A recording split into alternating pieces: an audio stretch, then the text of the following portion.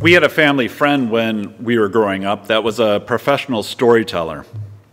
He would memorize a number of different stories, but there were about 4 that were his specialty. When we'd go out camping, he'd wait for the campfire to die down. The flames from the campfire would quiet down and the embers would glow. It was after all the silly songs and the jokes were told, and the embers would just have that pulsing glow, casting shadows onto the trees around the edge of the campfire. Lou would step from the edges, from the shadows, and he would begin a story, and all voices would quiet as he began. One of his favorite stories was the tale of the Golden Arm, which was made famous by Mark Twain, who would use that story to show how to tell a story. Now, if you read a printed copy of the Golden Arm, you'd say, it's a nice story. But put that into the hands of a professional storyteller, and the story takes on life. The same could be said for our passage today. This is a story of 3 young men who survive being thrown into a fiery furnace by that maniacal ruler, King Nebuchadnezzar. It's based on historical people and events, but the details of the story are exaggerated. Timelines are moved about. At one time, the legends from the book of Daniel existed independently, and they were conveyed through the oral tradition. As they finally moved into their written form, some of the historical details began to conflict with one another, but the overall stories still hold up. The Babylonian king Nebuchadnezzar overtakes Jerusalem, and some of the young men from Israel are brought into the king's court. The prophet Isaiah predicts this when he conveyed, "The days are coming when all that is in your house, and that which your ancestors have stored up until this day shall be carried to Babylon. Nothing shall be left, says the Lord. Some of your own sons who are born to you shall be taken away. They shall be eunuchs in the palace of the king of Babylon." It's found in Isaiah chapter 39, verse 6. The first chapter of the book of Daniel provides some background information about these 4 men, one of whom is Daniel. Brought into captivity, each has been given a new name by the person who is in charge of the palace. Daniel is renamed Belshazzar, and Hananiah is renamed Shadrach. Mishael becomes Meshach, and Azariah is renamed Abednego.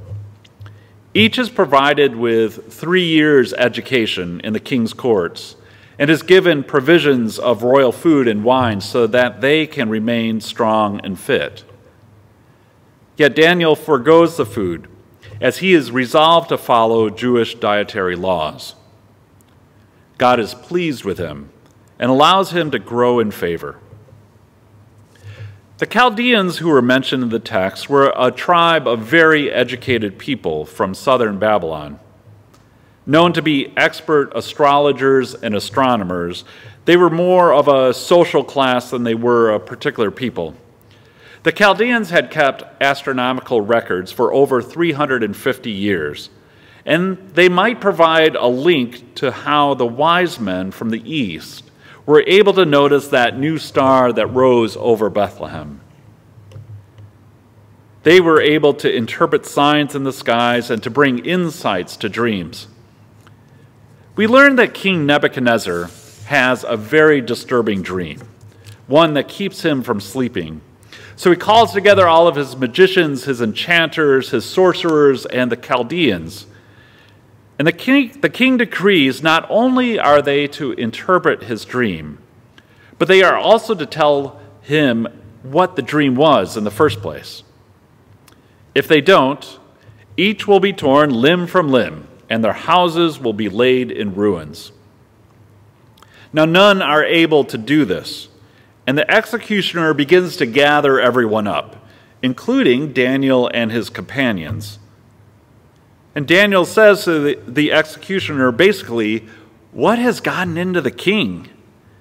And he asks for a little more time. He prays that God might reveal the dream and give him wisdom. God does reveal the dream to Daniel. It's a dream of a giant statue. Its brilliance is extraordinary. It's composed of different metals and of clay. The dream signifies the responsibility of leadership that the king possesses, and it points towards how his successors, his family, would become increasingly inferior and ultimately divided. In other words, God was not pleased with the king, and whatever power and wealth he enjoyed would eventually fall apart.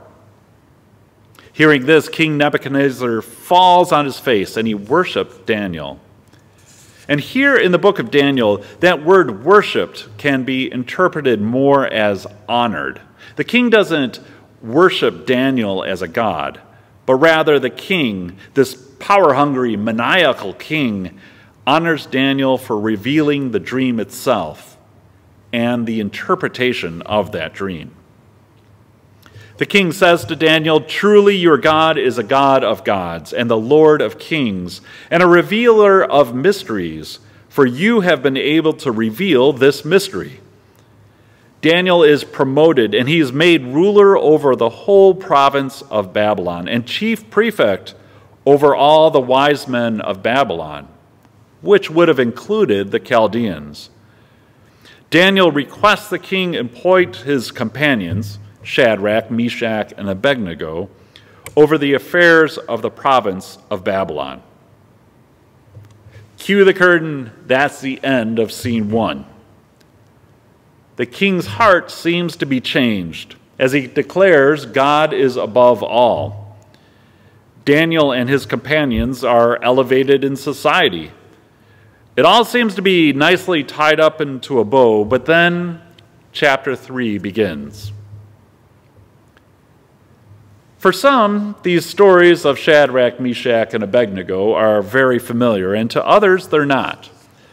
Much of the book of Daniel has been overlooked by the Revised Common Lectionary. So we don't tend to hear these stories as often as we might others. When I was 7, the church that I attended put on a play, and if you are of a certain age, you might remember It's Cool in the Furnace, based on the story of Shadrach, Meshach, and Abednego. The production involves a full kazoo band. I recently looked for my kazoo, found it, but I misplaced it. Lucky for you. The songs are still stuck in my head. If you had a chance to be in the play, you might remember, "This is a story you ought to know about Shadrach. What kind of name is that? Meshach. Who has a name like that? Shadrach. Meshach. Abednego." Whoa, whoa, whoa. I know that Jennifer has been in the play, and there might be one or two others that know of the play too, and you see. If you don't know about Cool in the Furnace, you might remember the VeggieTales episode in which Mr. Nebuchadnezzar, the owner of the chocolate factory, creates a giant chocolate bunny, and he commands all of his workers to bow down to the bunny. Rack, Shack, and Benny refuse to bow down. These are all ways that we interact with the story and hear the story. My wife Jennifer remembers being a little girl and staying over at her aunt's house. When it was time for bed, it was great fun for her to be lifted up into the arms of her aunt, who would say, "Shadrach, Meshach, and a bed we go," and throw her into bed. Obviously, that settled her down for bed. Not really. One more time, and Jennifer said it wasn't until much later that she realized that the guy's name was not actually Abednego, but Abednego. But with these characters in mind, we encounter the next story here, where King Nebuchadnezzar makes a golden statue, one that is eerily familiar to that statue from his dream that scared him out of his wits. His statue is 90 feet tall and 9 feet wide. That's the height of about 2 telephone poles stacked on top of each other, but only 9 feet wide. One historian compares that statue to an odd-looking obelisk. It might be a particular detail that had been emphasized in the storytelling. This statue was huge. Maybe the disproportional size of the statue is representative of the power, the wealth, and the military might that King Nebuchadnezzar has over others. It was a symbolic flexing of muscle, a rattling of swords, a show of might.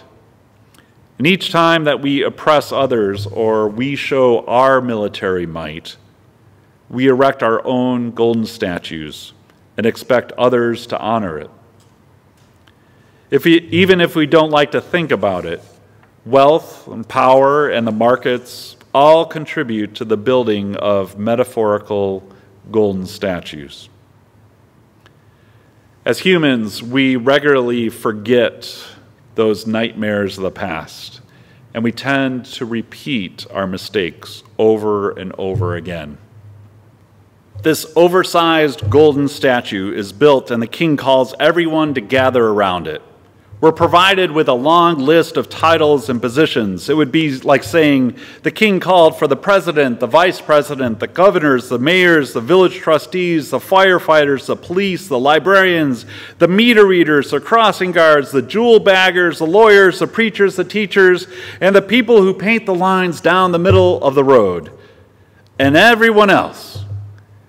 When you hear the sound of the horn, the lyre, the pipe, the trigon, the harp, the drum, the organ, the piano, the drums, the bass, and the electric guitar, the triangle, the bongos, the keyboards, that wing thingy that Lonnie plays every now and then, and then the entire musical ensemble. When you hear that cacophony, you are to bow down and worship the golden statue that King Nebuchadnezzar has set up. Just as a quick musical side note, historians believe that this list of instruments includes a biblical reference to an early form of bagpipes, which gets bagpipe players very excited.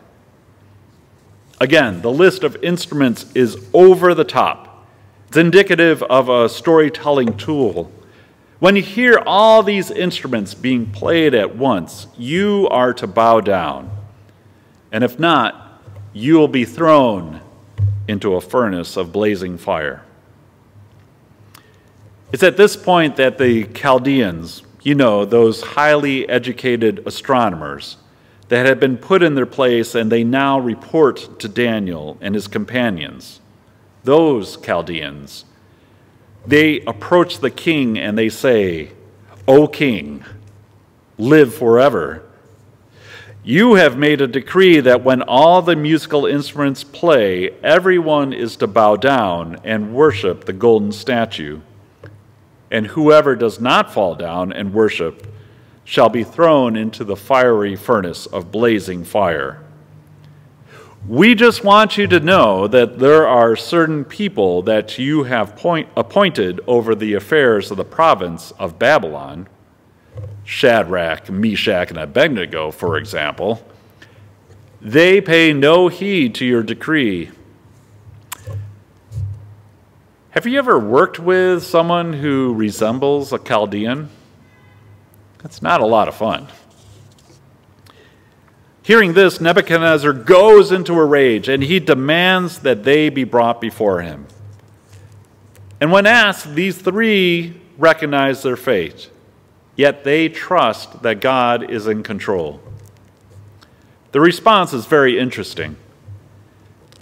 They say, if God chooses to deliver us, it will be done.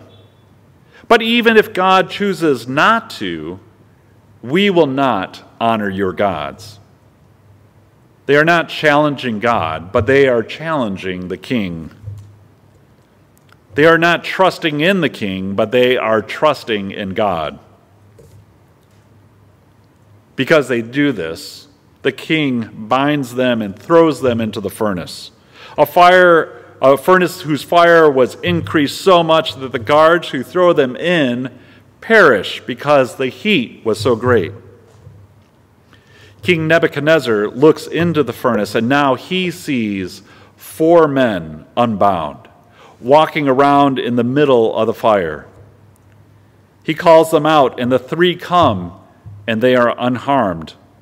The fire had no power over their bodies. Their hair was not singed, and they did not even smell of smoke.